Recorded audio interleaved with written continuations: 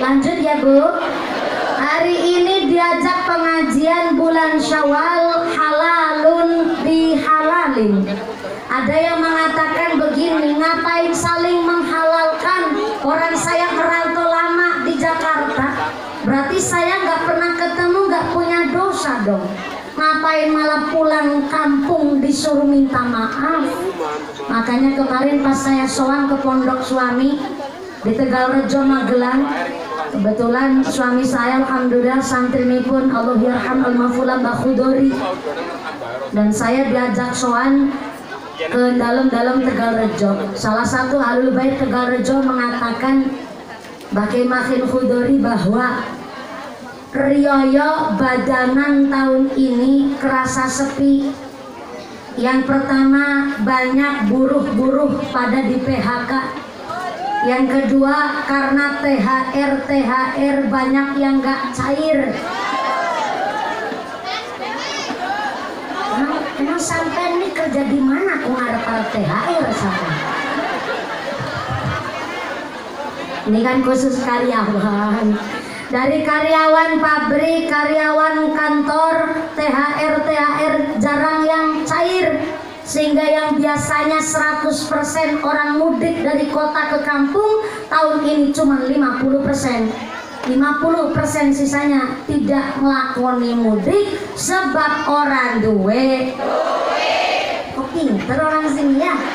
Yang kedua, tahun ini badanan kerasa sepi karena ternyata sungkeman minta maaf, nggak lagi ketemu face to face, tapi ternyata minta maafnya cukup dicatat lewat HP. Makanya sepi. Akhirnya memang orang menggampangkanlah, gampang minta maaf. Kami Lurah Yeni sekeluarga mengucapkan selamat Hari Raya Idul Fitri, mohon maaf lahir dan batin. Maka memang yang paling tepat itu kita balik lagi ke zaman yang dulu, tulisannya itu bukan halalun bihalalin, tapi silaturahim. Kalau memang orang zaman sekarang aku nggak pernah ketemu sehingga nggak punya dosa, ngapain halal bihalal? Maka silaturahim punya makna. Silatun adalah nepungaken, mempererat. Rohim itu welas asih. Walaupun nggak punya salah, nggak pernah ketemu, nggak punya dosa, apa salahnya kita silaturahim, saling nepungaken, mempererat tali persaudaraan. Kenapa kok mawi silaturahim? Karena kemarin pas bulan Ramadan kita sudah melaksanakan ibadah hakullah. Yang puasa itu sendiri Kanjeng Nabi mengatakan as-saumulli, Allah yang akan langsung menilai orang-orang yang berpuasa, bahkan tanpa perantara Allah ngasih ganjaran kepada orang yang berpuasa. Alhamdulillah. Maka orang yang mendapatkan Lailatul Qadar tidak terlihat di bulan Ramadannya, tapi orang yang mendapatkan Lailatul Qadar terlihat setelah Ramadan usai. Apakah ada hal yang lebih baik yang tambah-tambah dari dirinya nopo boten? Sebelum Ramadan nggak pernah tadarus Quran, setelah Ramadan tetap senang tadarus Quran. Sebelum Ramadan nggak pernah sholat jamaah, Ramadan sholat tarawih full, maka setelah Ramadan usai tetap jadi orang yang sholat berjamaah. Ini namanya ciri-ciri mendapatkan Lailatul Qadar. Soalnya punten-punten sering kita salah mengartikan bahwa Ramadan itu adalah bulan dilipat gandakan pahala. Akhirnya orang berbondong-bondong ibadah di bulan Ramadan kok. Padahal Tuhan yang kita sembah di bulan Ramadan adalah Tuhan yang sama yang kita sembah di luar bulan Ramadan. Jangan apa-apa ngibadah nang bulan Ramadan tok, sholat jamaah Ramadan tok, maca Quran Ramadan, sedekah Ramadan, puasa Ramadan.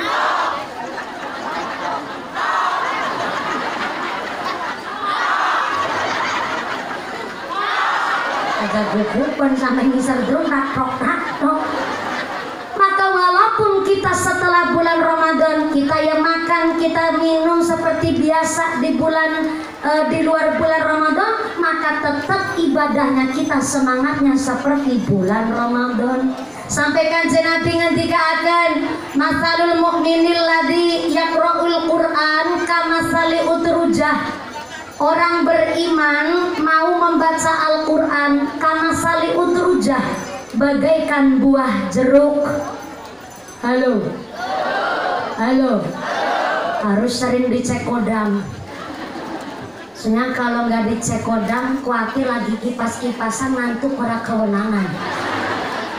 Ya ngantuk emang nikmat, tapi kan kalau ngantuk kan kebangetan. Gedang keluduk godongnya sengkleh. Owong ngantuk bibirna. Gedang keluduk dimakan ular. Owong ngantuk mangap karo.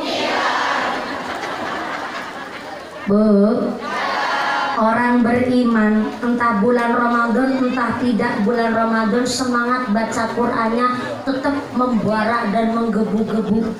Sampai-sampai Kanjeng Nabi ngasih semangat sama kita. Masalul mukminil ladzi yaqra'ul Qur'an. Orang kok hatinya beriman, dia membaca Al-Qur'an kamasali utrujah, bagaikan buah jeruk. Kayak buah jeruk. Buah jeruk. Unik Kanjeng Nabi ternyata menggambarkan orang baca Quran yang hatinya ada imannya seperti buah jeruk. Ini aneh ya. Kenapa nggak buah delima? Kenapa nggak buah nangka? Kenapa nggak buah tong-tolang? Kenapa nggak buah mangga? Kenapa bukan buah kelengkengan? Kenapa nggak buah anggur-angguran? Kenapa kok mari jeruk? Karena ternyata jeruk asal kata dari ujruk. Ujruk itu makna tunggal, akhirnya jadi juruk, yang akhirnya kekarepane kepingin jadi jarok. Wong lanang yang ahli tirakat, jarokah wong wedok sing ahli tirakat. Ternyata Indonesia menamai buah jeruk bukan otak-atik asal makhluk.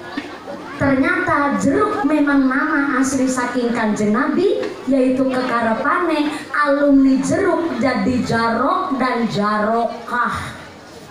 Wong lanang ahli tirakat, ya wong wadon sing ahli tirakat.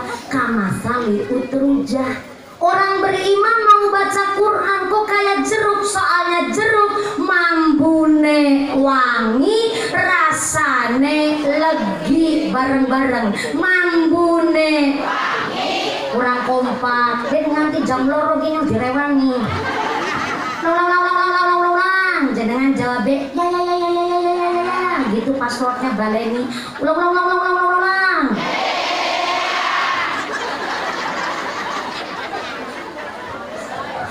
Orang beriman baca Quran atau Al-Quran dibaca oleh orang yang beriman, maka kamasali utrujah, bagaikan buah jeruk, mambune rasane jeruk waras.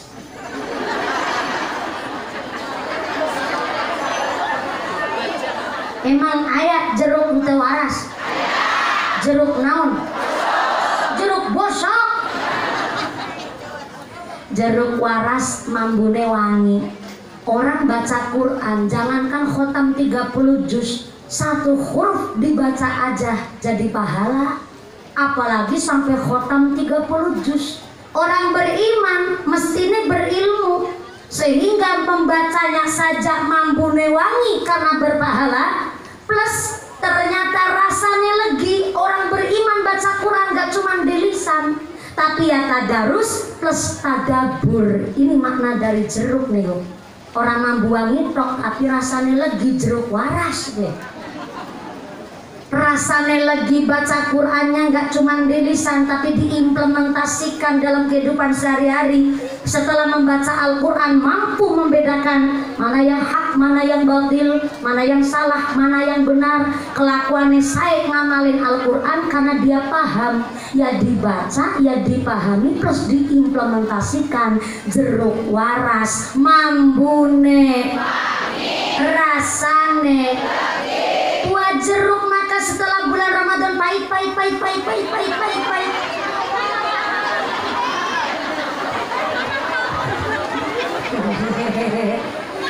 tawon Bu ya Allah, dari sekian gadis-gadis lansia cuman saya yang mau dienclokin tawon. Ketara itu tawon lanang itu tadi Bu.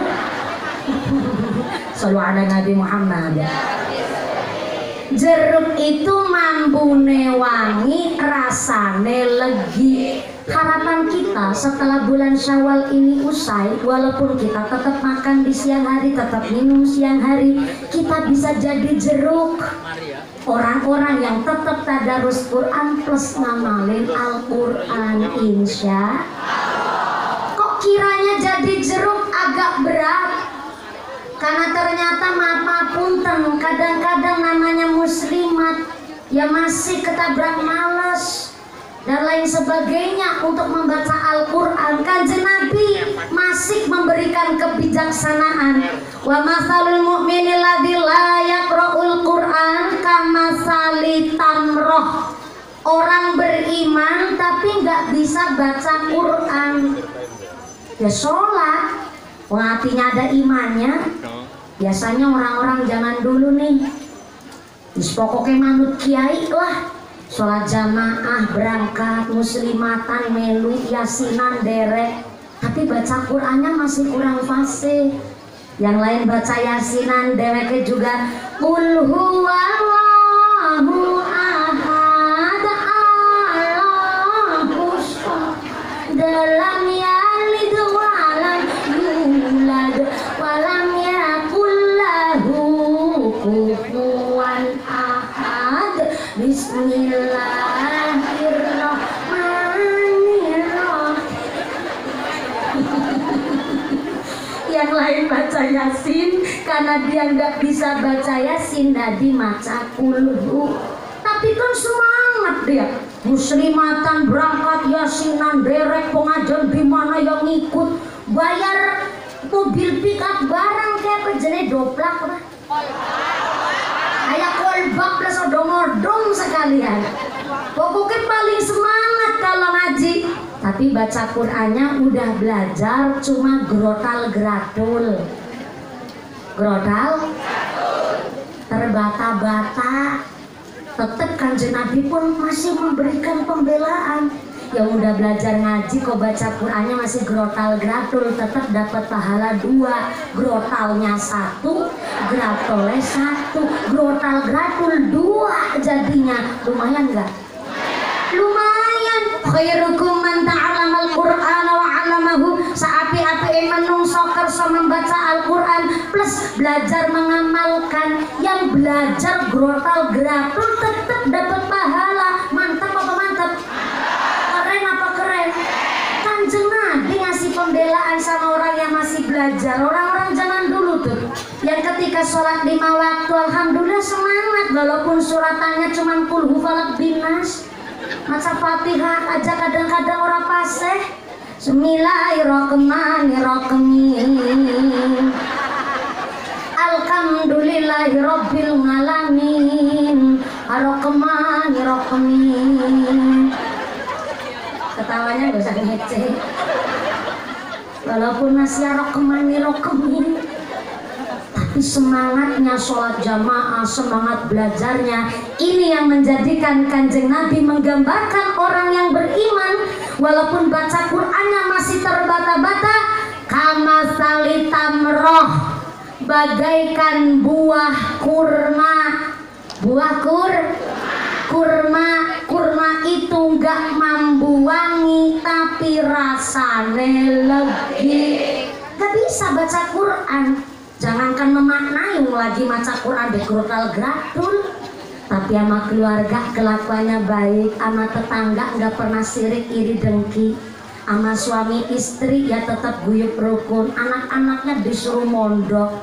Nggak bisa baca Quran memang susah untuk emang baca Al-Quran, tapi amaliyahnya mampu mengamalkan kelakuannya Al-Quran, itu yang disebut oleh Mbah Gus Dur Al-Quran Qadim wahyu minul ya, tanpa dinulis bisa diwaca, iku guru tentan cepake ing jero dodo. Bentar Mas, siapa namanya? Bunya? Mas Jawar, jangan diringin qasidah dulu, ndak apa-apa, biar ini agak adem dikit, karena beliau udah tanggung jawab, udah disawer kudu kerja katanya. Biar jenang istirahat dulu. Ngopi Mas, apalagi puasa lagi soim? Belum sementara, iya, biar ibu-ibu muslimat yang ngebantu saya dibantu biar sampai jam 2 sore. Al-Qur'an qadim wahyu minulya tanpa dinulis bisa diwaca, iku wajangan guru waskita tentan cepake ing jero dodo, tentan cepake ing jero dodo. Ya Rasulullah salamun alaik ya Rafi'a sya'ni wa daraji afaka ya alamin ya uhailal judi wal karami ya uhailal judi wal karami akeh kang apal Quran hadise seneng ngafirke marang liyane kafire dhewe gak dikateke yen isih ati akale yen isih kotor ati akale. Ya Rasulullah salamun alaik ya Rafi'a sya'ni wa daraji afaka ya jiratal alamin ya uhailal judi wal karami lal judi wal karami. Shallu ala Nabi Muhammad. Al-Qur'an qadim tanpa ditulis bisa dibaca. Dari apa? Kelakuan. Ada orang baca Qur'annya kesusahan, tapi kok kelakuannya nih masyarakat saya ibadah syariatnya tetap belajar dilakoni, itu yang dimaksud. Nggak ditulis tapi bisa dibaca. Soalnya ngamalkan Al-Quran, maka Kanjeng Nabi menggambarkan orang-orang demikian kamasali tamroh, bagaikan buah kurma, nggak mampu wangi tapi rasane belum mampu jadi jeruk, minimal jadi kurma insya Allah. Soalnya ada nih yang ternyata udah mentok nih jeruk karo kurma. Soalnya yang nomor 3 Kanjeng Nabi ngendikaaken wa masalil munafiqil ladzi yaqra'ul Qur'an kamasali raihanah. Orang munafik maca Qur'an. Munafik niku antara lisan sama perbuatan beda. Masih contoh emang gampang, tapi jadi contoh itu kan yang susah. ngasih teladan, ngasih contoh baik gampang lisan gak ngomong, tapi untuk jadi teladan itu yang susah. Dan ternyata orang munafik baca Quran, memang orang baca Quran itu berpahala, tapi pahala itu kan urusan Gusti Allah. Ternyata orang munafik di dalam baca Al-Quran karena sali royhanah bagaikan kembang kantil. Tahu kembang kantil, Ibu? Kembang kantil di sini nyebutnya naon? Sarua. Bunga kantil. Kantil. Kembang kantil itu daunnya wangi tapi rasanya pahit. Iya, rasanya pahit. Udah pernah nyicipin? Tukang jaranan biasanya tuh, itu kuda lumping. Sini nyebutnya naon kuda lumping? Ebeg. Ini tetangga saya nih yang nyebut ebeg nih. Kalau orang Sunda kuda lumping ya. Kuda lumping, kuda ebek itu loh yang kerasukan setan, terus makan beling, makan sabut kelapa, jalan di atas bara api, katanya bisa ngelakuin begitu gara-gara kerasukan.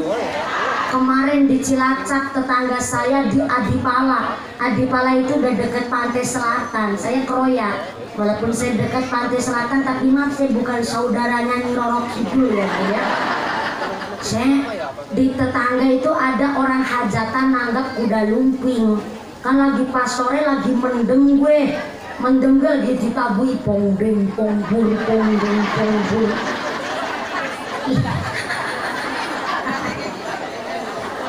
Jare mayong bati rebek barang.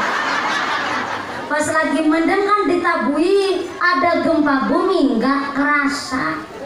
Gimana mau kerasa lagi sambil mendem pongbul.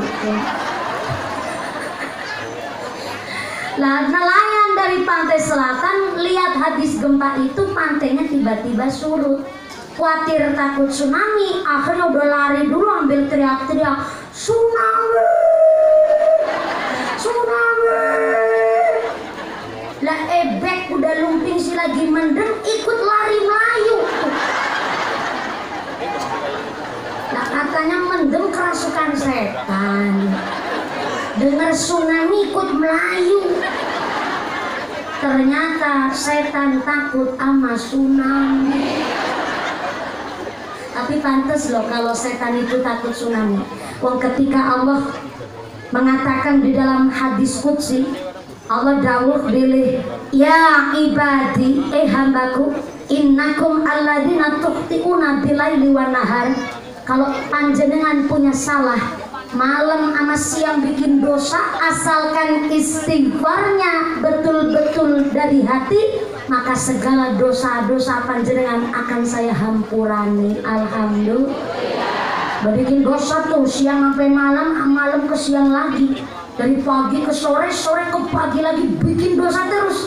Asalkan istighfarnya temenanan, maka Allah akan memberi pengampunan. Setan dengar begitu, setannya kelabakan. What is a kelabakan? Kelabakan is a kejang-kejang, gededer, you know gededer.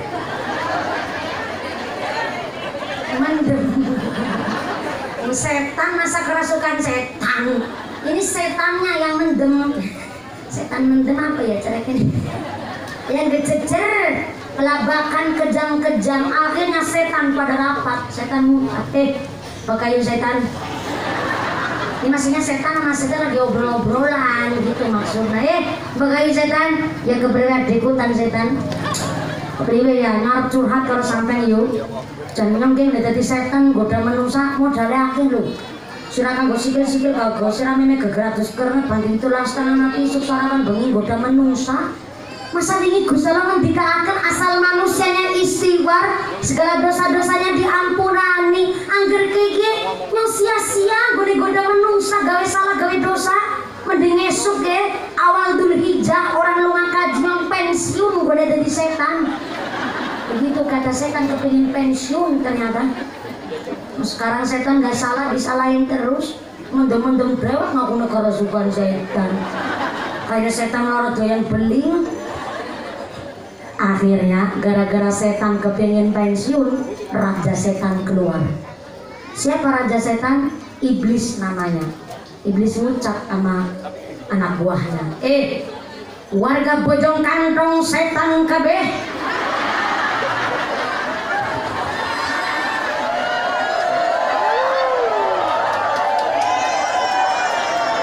lah kalau jenengan warga setan, saya malah rajanya, kan repot maning malah. Ini lagi apa ya, pura-puranya si raja setan lagi ngomong sama warganya, udah manut bae lah mas lagi ceramah kok. Warga Bojong Kantong setan kabeh, saya mau ngomong nih, saya sebagai raja setan dengar sampean pensiun, masa udah jadi setan gara-gara istighfar sampean mau pensiun boleh jadi setan? Kalau udah jadi setan ya setan temenan aja, setan. Saya kasih tahu nih, kalau memang Allah memberikan ampunan kepada orang yang beristighfar, saya punya ide. Bagaimana caranya manusia di dalam beristighfar minta maaf kepada Allah, maafnya oleh Allah ditolak? Caranya adalah taghofaro, minta maaf tapi pura-pura. Biar minta maafnya manusia pura-pura ditolak oleh Gusti Allah. Taghofaro, minta maaf tapi pura-pura bahasa Sundanya naon? Api-api alias geni-geni.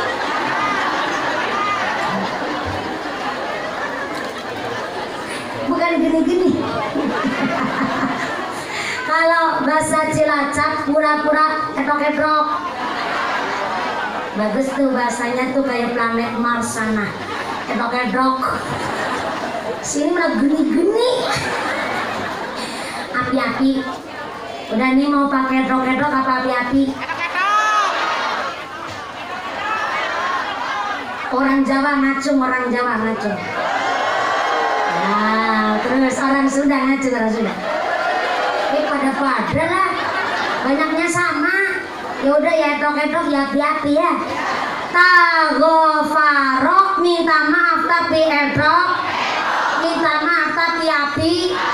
Emang ada minta maaf api-api edok-edok banyak alias seur, termasuk yang lagi ngomong. Punya ceramah ikhlas jebule ngarep-ngarep amplop. Beri-beri.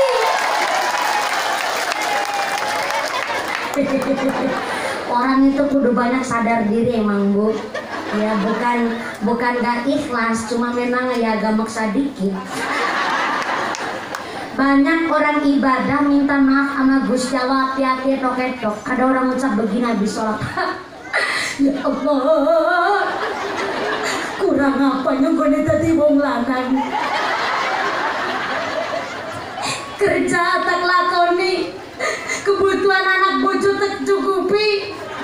Sholat ora ketinggalan, sholat jamaah ya tak amalkan, sholat Jumat arang-arang.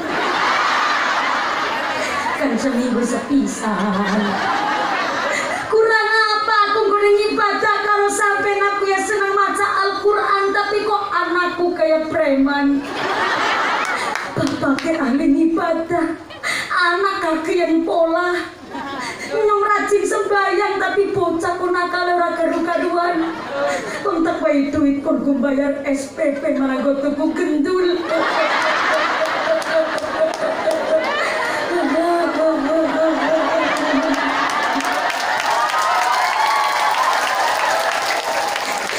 Sampai ngeprok-ngeproki apa?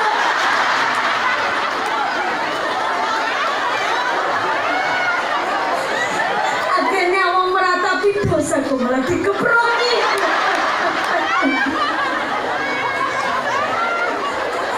Nyong ahli ibadah tapi anakku nakal.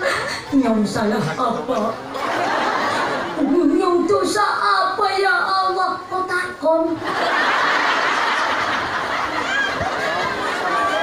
Nah, kalau bisa takon, nyong salah apa? Itu yang disebut taghofaro, minta maaf tapi api-api tuh. minta maaf tapi etok-etok. Lah kau takut nyong dosa apa? Nyong salah apa? Itu namanya udah kebujuk setan, bro. Minta maaf sama Allah tapi udah pura-pura. Sedikit menyalahkan Tuhan. Saya ahli ibadah, kenapa anak saya begini begitu? Itu masih agak mending tuh. Ujiannya orang beriman, dilalah anaknya nakal susah diatur. Ada yang lebih parah. Maaf nih, kita sholat, Gusti Allah nggak untung. Kita nggak sholat, Allah nggak rugi. Tapi kita sekolah, itu betul-betul adalah bentuk ibadah. Sholat kita lagi sekolah, puasa lagi sekolah, kelakuannya aktif lagi sekolah, bayar sodako sekolah, zakat lagi sekolah. Kenapa harus sekolah? Kan karena Allah akan ngasih ujian. Kalau sekolahnya pinter, garap ujiannya bener dong. Kalau ujiannya garapnya bener, lulus jadi hamba Allah. Tapi aneh, ada manusia sholat babar progres, pengajian ora doyan, ngomongnya Allah, kata Allah, sifatnya Allah, kelakuannya goreng. Sepelit medit dibakil putri jelantir kayu pilku Daniel. Ketika dia kena musibah, dia menyalahkan Tuhan. Ya Allah, nyong salah apa? Deneng anakku kok nakal. Nyong tadi diuji berat temen, ujiannya nyong. Siapa sih nguji? Sekolah ora ujiannya. Tagofarok minta maaf tapi edok api. Apalagi bulan Syawal begini, banyak banget orang minta maaf api-api. Ngejilbaban kerudungan KB biasanya malah. Dan minta maaf sama lakinya setahun sepisan. Minta maafnya ngomongnya begini, Pak, ngaturaken Sugeng Riyadi di hari raya Idul Fitri aku gone dadi wong wadon. Mbok ana salahe, nek ana salahe njaluk ngapura. Nek kalau minta maaf kok kalau nek, kalau itu barang belum dilakoni, nek itu barang belum dilakoni, isi mau ngelamun kan. Jikalau andai kata saumpama gambarane nek, dan minta maaf nek ana salah jaluk ngapura, nek itu disebut taghfara, minta maaf tapi pura-pura. Ada yang lebih parah nih, udah lama gak ketemu, sekali ketemu pas hari raya Idul Fitri, ketemu kanca kental, ngucapkan kosong-kosong.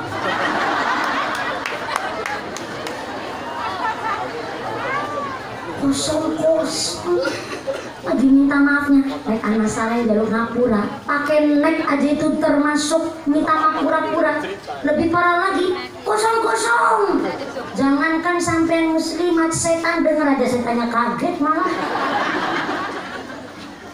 Orang munafik baca Al-Quran kama sali roihanah, bagaikan kembang kantil.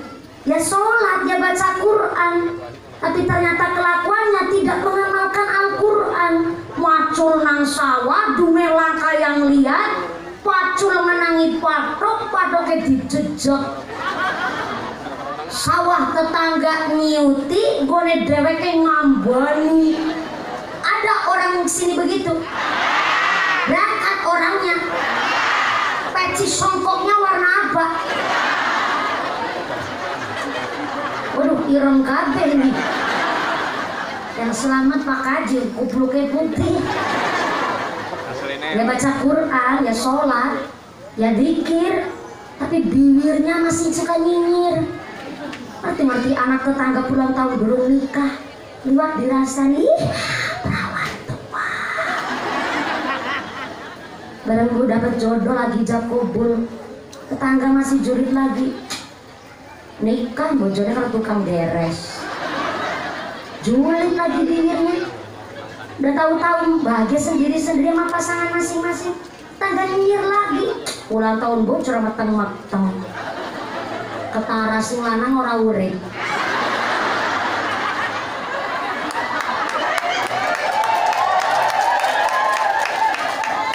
Udah ikhtiar doa, ikhtiar medis, udah tirakat program hamil, bayarnya aja larang kalau dokter spesialis bisa meteng bayi ini metu. Tetangga tilik bayi ini belayar ngerasani. Laben orang mirip papa. Kemarin baru minta maaf udah bikin dosa lagi. Ada bibir-bibir suka nyir di sini. Banyak. Berangkat bonge. Gak usah takut jilbab warna apa. Ujung-ujungnya aku manis sudah ditimbang. Trauma, aku trauma.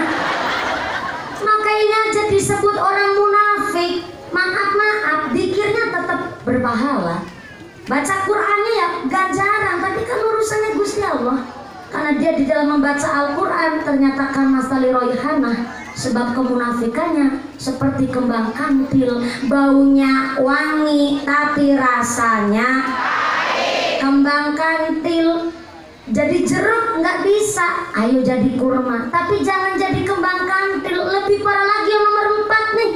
Kanjeng Nabi mengatakan bahwa wa masalul munafiqil ladzi la yaqra'ul Qur'an kama salih hamdolah. Orang munafik nggak mau belajar syariat. Wis munafik kelakuannya jelek, antara lisan sama kelakuan beda.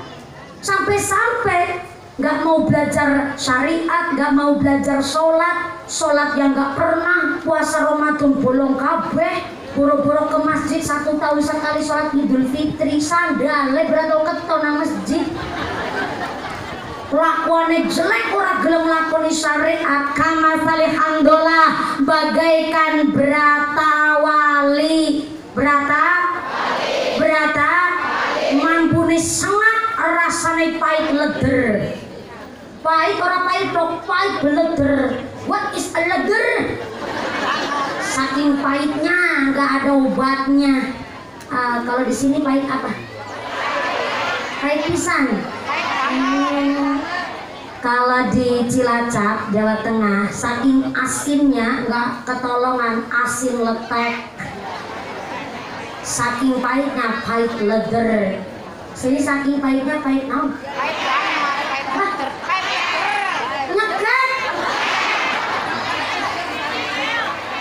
Lekek. Oh, pantes asin letek pahit lekek.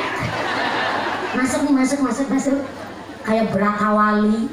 Surah ibadah nggak mau belajar maca Quran, kelakuannya jelek. Berata wali kama salih hamdolah, mampune sengak pahit lekek. Na'udzubillahi min kama salih hamdolah, kayak berata wali.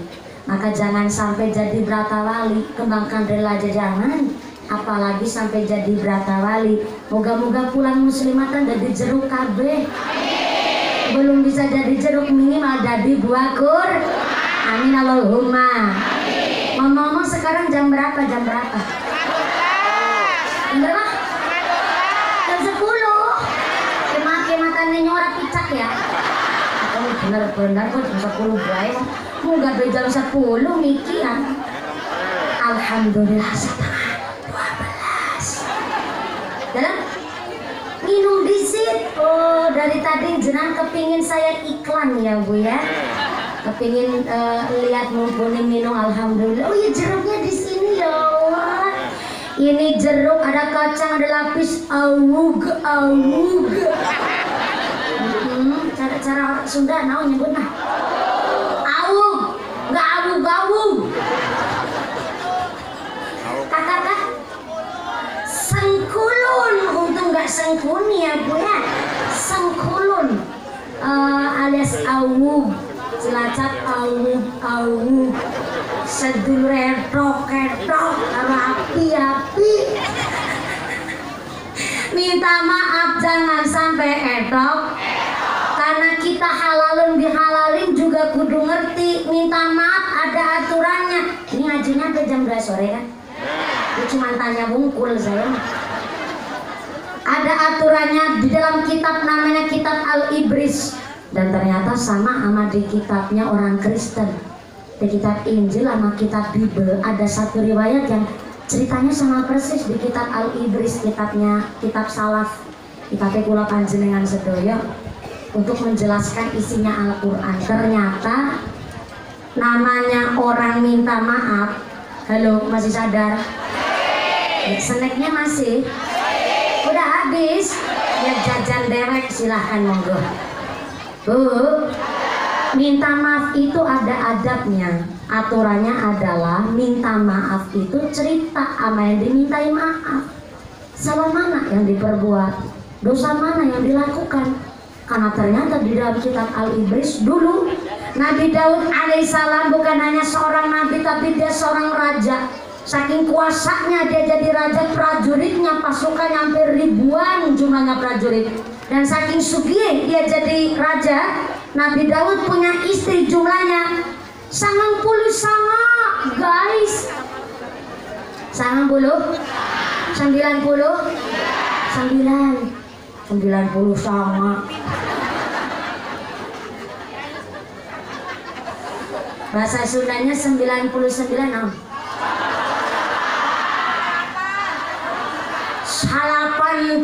salapan. Orang salapan lemes ya Bu ya. Itu sarapan ya. Sarapan 90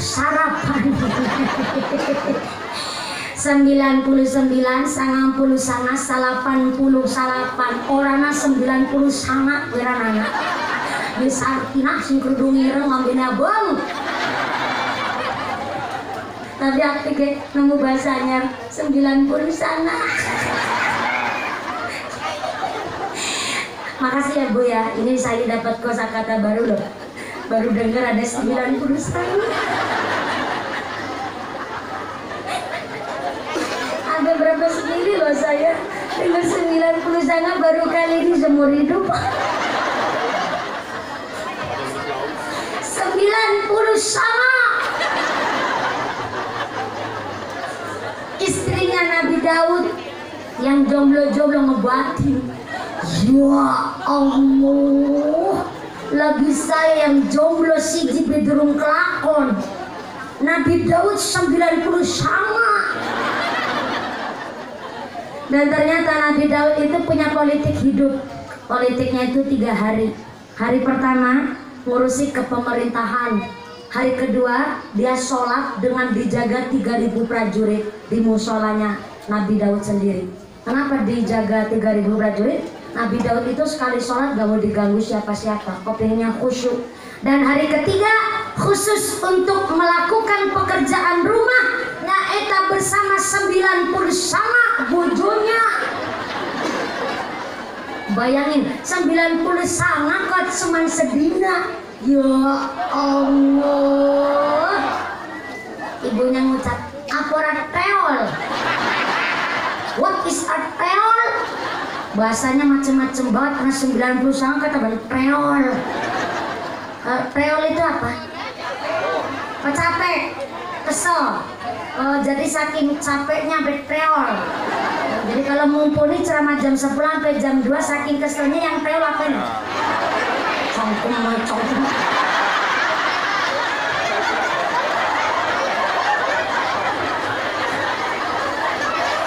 Udah buat tumbal, dicangkem-cangkemin aku lagi. Ya lebih gini jilbab gini sih, gini tutupan gini.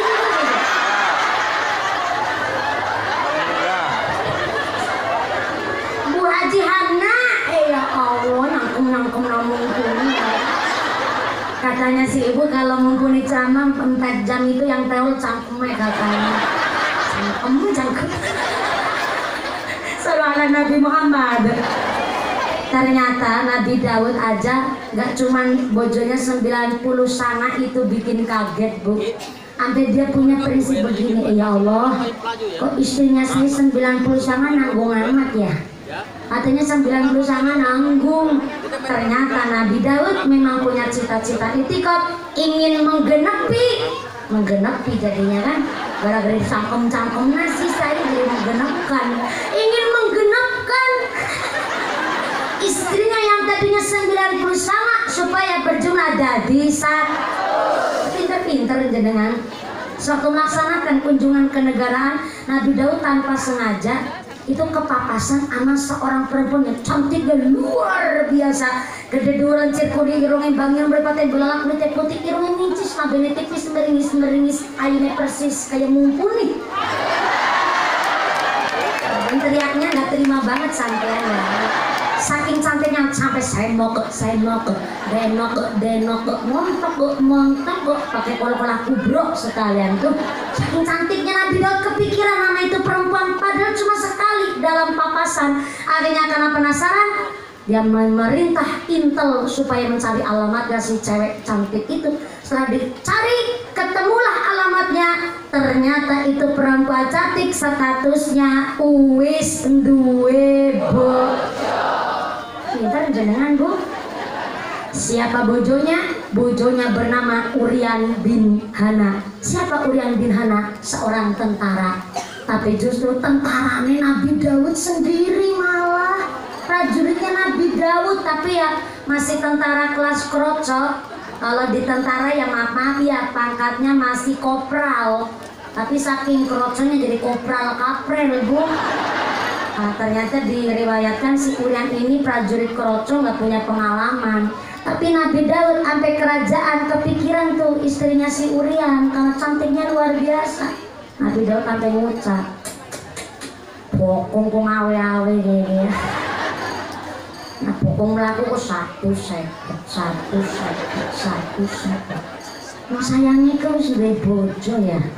Ini gimana caranya supaya ini perempuan biar jadi janda gimana ya? Nah ini nih awal mula Nabi Daud punya dosa yang dosanya nggak bisa diampurani oleh Allah dan harus diampurani oleh Urian. Sebab ternyata tanpa sepengetahuan kepemerintahan Nabi Daud memanggil Urian bin Hana ke kerajaan, tiba-tiba langsung dilantik jadi jenderal. Tadinya kopral langsung jadi jenderal. Kan kayak di negara Konoha.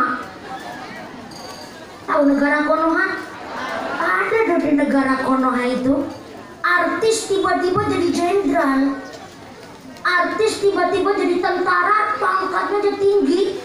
Nah, ini lagi diceritakan, saya bukan cerita nafsu ya, saya cerita di kitab Al-Ibris minggu. Tapi si Urian ini ya senang-senang aja tanpa prestasi, tanpa pengalaman, tiba-tiba jadi jenderal, dia diterima dengan senang dan bahagia. Tapi ternyata sewaktu ada pengumuman perang, Nabi Daud alaihissalam memerintahkan Urian bin Hana untuk maju ke medan perang tanpa pengalaman, tapi dia dengan gagahnya karena jenderal, majulah ngarep dewek di Urian. Maju ngarep dewek, ketebas pedang mati gasik dewek. Kan matinya di medan perang, lumayan mati syahid Bu, langsung ditanggung surga. Tapi kan istrinya ngalamat jadi janda. Memang ini tujuannya Nabi Daud. Setelah dinikah langsung oleh Nabi Daud, dijadikanlah istri yang nomor 1. Pernikahan baru 2 bulan, ada insiden kejadian. Nabi Daud lagi sholat dijaga 3.000 prajurit, lagi dikir-dirikan, ada suara terdengar bising dari serambi musola. Merasa terganggu, Nabi Daud keluar dari musola, melihat suara keributan. Ternyata dari 2 orang laki-laki dewasa yang lagi ribut merebutkan sesuatu, hampir gelut tuh. Akhirnya Nabi Daud mengucap, bapak-bapak, lu sampean mau ribut jangan di musolanya orang, ganggu wong ibadah. Nah kalau single ngering lapangan bantar kantong, ini bojong kantong, bantar kantong. Itu orang bojong soang sekalian mah. Ada lapangan bojong kantong kena. Gelut nang lapangan single nang hitam dari tontonan wong bojong kantong. Tapi ternyata 1 orang dari 2 orang itu langsung menjawab, ya Nabi Daud alaihissalam, duhai raja saya minta maaf nih, saya ganggu sampai lagi sholat, tapi mohon maaf sekali, gimana saya nggak pasea, gimana saya nggak tukaran nama ini orang laki-laki sebelah saya, sebab ini orang menginjak-injak harga diri saya memang miskin tapi saya punya harga diri, saya melarat tapi saya punya harta. Kambing embek cuman hiji-hiji na wungkul, kok direbut sama ini orang yang kambingnya udah 90 sama. Orang yang ngomong begitu, Nabi Daud langsung gemeter keringet dingin, wajahnya pucat, keringetnya sejagung-jagung. Langsung lari dia Nabi Daud ke kerajaan, masuk ke kamar, dia umpetan di dalam kemul. What is a kemul? Kemul is a selimut. You know kemul? You know kemul? Yes, I do pakde. Kemul is a selimut, Bu. Dia umpetan di dalam kemul selimut sambil gemeter. Ya Allah, aku yakin kayak ini manusia. Orang nang lo sing patuh ke utuh wong, ya Allah. Aku yakin kayak ini wong utuh wong kayak. Tepat tebakannya Nabi Daud alaihissalam. Dia orang laki-laki yang sedang gelut, lagi single itu rebutan kambing. Bukan manusia memang, tapi jelmaannya malaikat Jibril dan malaikat Mikail yang diutus oleh Gusti Allah untuk menegur kelakuannya Nabi Daud. Karena seorang nabi nggak pantas punya sifat begitu. Orang bojong kantong aja bapak-bapak pada pinter-pinter. Lihat perempuan cantik tapi udah punya suami. Jambu alas godongnya ijo, singgi gagas Swiss duwe. Ada gula, ada semut, belum janda jangan direbut. Bojong kantongnya pinter-pinter. Akhirnya malaikat Jibril balik ke bentuk semula, masuk ke kerajaan, masuk ke dalam kamar. Kamarnya Nabi Daud didatangi malaikat Jibril, ngucap malaikat Jibril, Daud, betul ini. Ada penyangki malaikat Jibril, bojone 100 cemen. Nabi Daud keluar selimut, ambil gemeter. Geh, enten daun apa malaikat? Sampai nih balik pulang enten daun apa? Ngerti, aku tekan ngene kowe salah apa? Nggih, kula ngertos. Apa salahmu merebut bojone wong? Salah apa bener? Bener tapi salah. Gimana nak bener tapi salah? Nah, saya kan nikahin janda, malaikat. Memang salah saya nikahin janda. Iya, saya tahu. Itu perempuan udah janda, tapi sebelum jadi janda ini kan politik busukmu. Urian mati gara-gara politikmu, saiki jalur ngapura kemarin Urian. Gimana saya minta maaf, udah koit Urian. Saya tahu udah mati, udah. Tapi Allah ngasih tahu sama saya, dosa-dosamu tidak akan diampurani oleh Gusti Allah sebelum sampai diampurani oleh Urian. Mangkat saya kemarin kubrani Urian, jaluk ngapura sing tenanan nang kubrani Urian. Oke, sedikit dawuh malaikat mangkat maring kuburani Urian, uluk salam Nabi Daud. Assalamualaikum. Ternyata Nabi Daud uluk salam. Urian di dalam kubur nyaut tuh. Waalaikumsalam. Udah mati Bu, beda aura dong. Waalaikumsalam.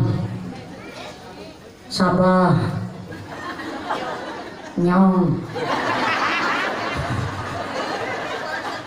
Sabah. Mumpuni. Bu, ini jam 11:30 lewat deh ya. Oh jadi kedawan cerita gagangi gitu. Pancen bener ki nyong sing ngadeg karo terangan nyong mumpuni.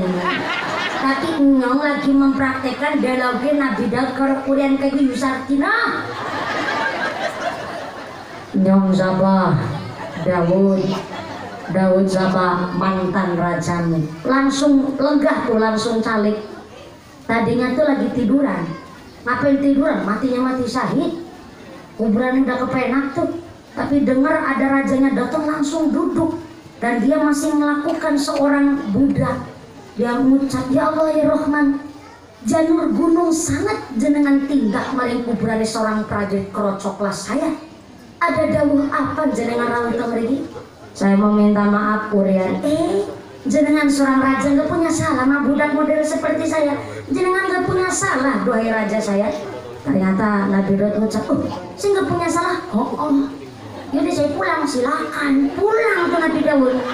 Baru 7 langkah dari kuburannya Urian, malaikat Jibril keluar dengan mengucap, stop, Daud, bisa duk ngapura kue karo Urian. Wis ye. Cepet amat ya, cepet dong katanya Urian merasa nggak punya salah. Walau Daud minta maaf itu cerita sama yang dimintai maaf. Salah mana yang dimaksud, dosa mana yang diperbuat, biar yang minta maaf itu jelas dan yang ngasih maaf pun ikhlas. Balik nih, balik kuburan ngobrol tenang. Balik lagi tuh ke kuburannya Urian. Assalamualaikum. Waalaikumsalam. Sapa maning? Nyong. Nyong sapa? Daud. Daud sapa? Rajamu. Loh, kok takon kemit silite kuning? Makanya iki pamit, saiki balik maning. Iya, Urian. Nyangar ngomong tapi aja ditabraki bis itu gede ngomong. Kan jaluk ngapura karo sampean mereka yang saleh hati karo sampean. Ya gue salah si Cine sampean mati ke gara-gara nenyong. Sebab-sebab urip punang alam dunia aku ngerti sampean ki bodoh tapi ndek bojo ayu. Jadi aku jujur bae jatuh cinta karo bokonge bojone sampean. Mulane aku ngerti sampean ki bodoh nanti pengalaman tapi sengaja tak latih dadi jenderal. Supaya kalau ada perang sampai maju ngarep dewek jur mati, alhamdulillah mati temenanan. Mulane bojone sampean sing wis nikah nang nyong ki kabeh anu politik aku jaluk ngapura sebab aku cerita kanthi jujur karo sampean. Aku jaluk ngapura karo sampean putri.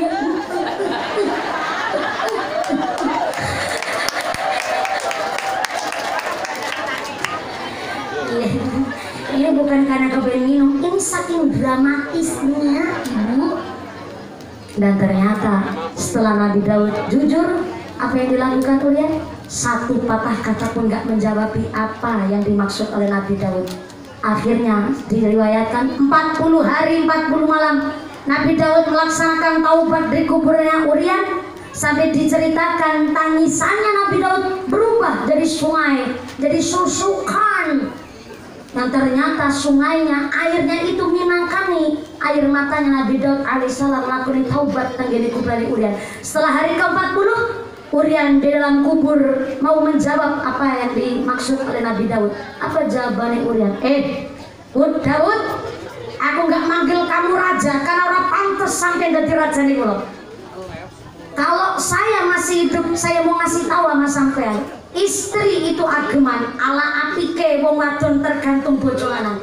Saya memang miskin, saya prajurit, tapi saya mampu mendidik istri saya dengan baik-baik. Dan kalau suatu hidup saya tahu sampai mau ngerebut istri saya otak pacul gulumu nang aku. Enggak penting itu raja atau bukan, tapi kalau sampai mau rusak rumah tangganya saya, lo asik gue santai, lo usik gue bantai.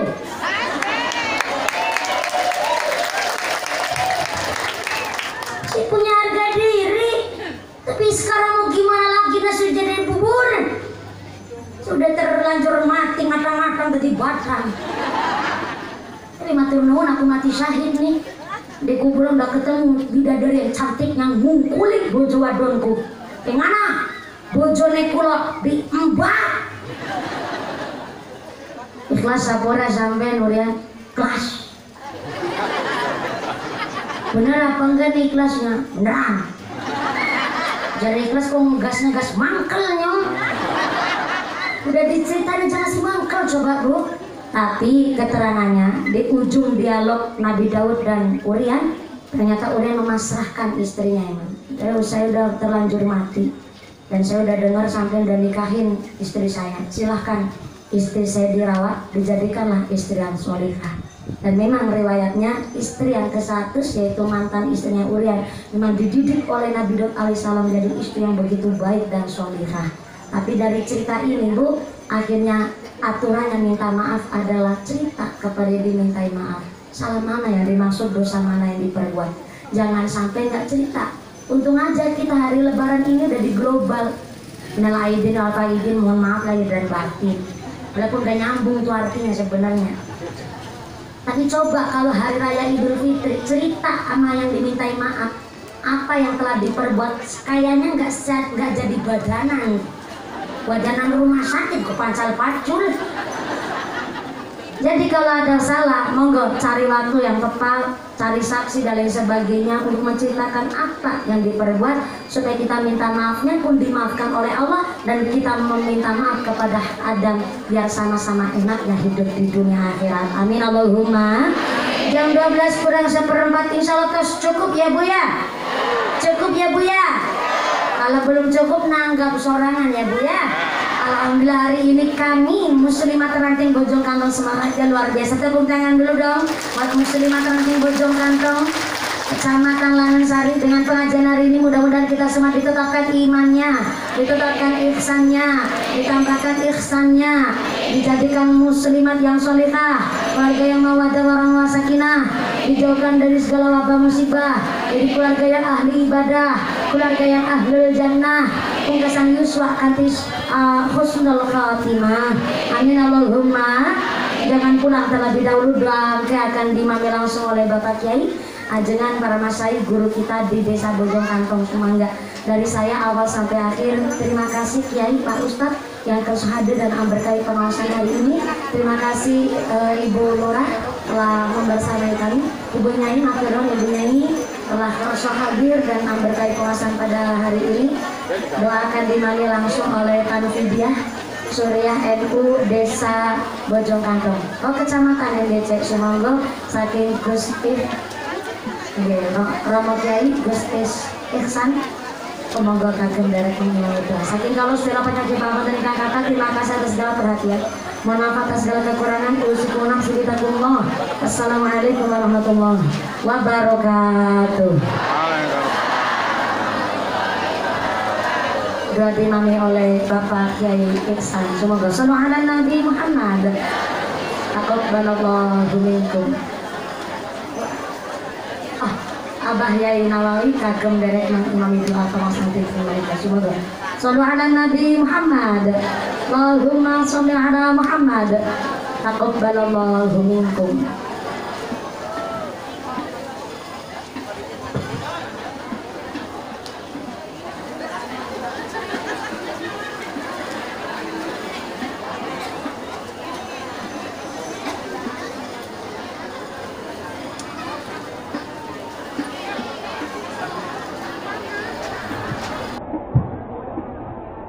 Assalamualaikum warahmatullahi wabarakatuh.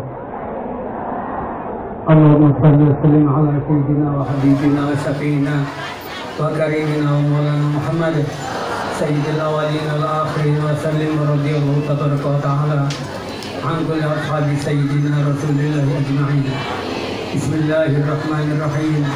Alhamdulillahi rabbil alamin.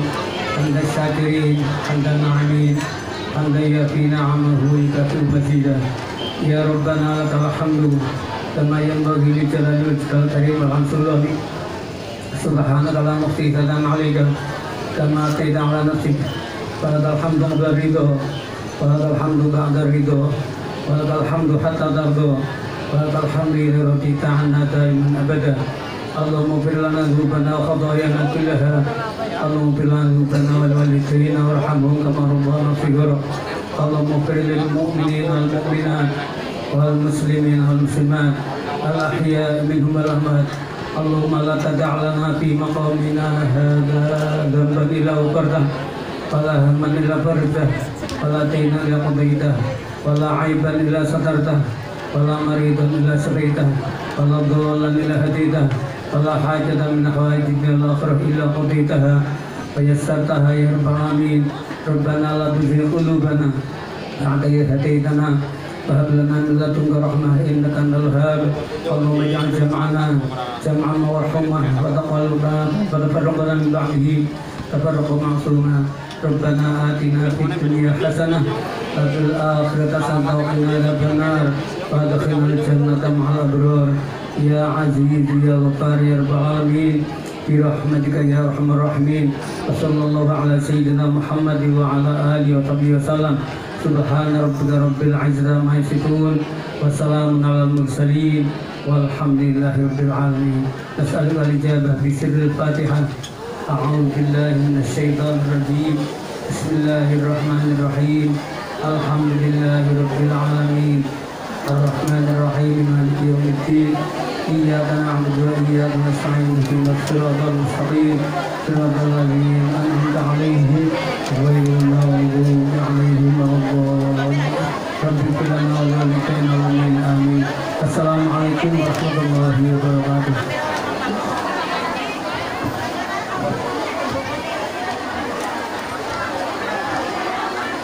Alhamdulillahirabbil alamin. Acara kita lalui bersama. Mudah-mudahan tausiah yang sudah disampaikan oleh Ustazah Mumpuni Handaya Yakti senantiasa menjadikan suri tauladan yang dapat kita terapkan dalam kehidupan sehari-hari. Dan mudah-mudahan doa yang telah kita panjatkan tadi senantiasa dijawab oleh Allah Subhanahu wa taala. Amin ya rabbal alamin. Marilah kita tutup acara ini dengan bacaan hamdalah bersama-sama. Alhamdulillahirabbil alamin.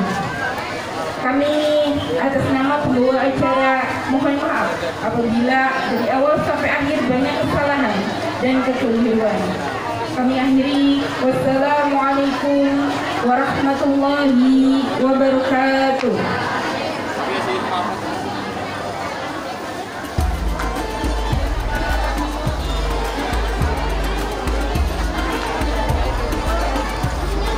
Mohon maaf kami umumkan untuk gelar sorban alhamdulillah mendapatkan sebesar 7.485.000. Alhamdulillahirabbil alamin. Kami atas nama panitia mengaturkan banyak-banyak terima kasih kepada para hadirat, para ibu-ibu muslimat dan para tamu undangan yang telah menyisihkan sebagian hartanya untuk infak. Mudah-mudahan Allah memberikan pahala yang berlipat ganda dan ada tambahan 5.000 lagi jadi 7.490.000. Alhamdulillahirabbil alamin. Jazakumullahu ahsanal jazaa. Kami akhiri. Assalamualaikum warahmatullahi wabarakatuh.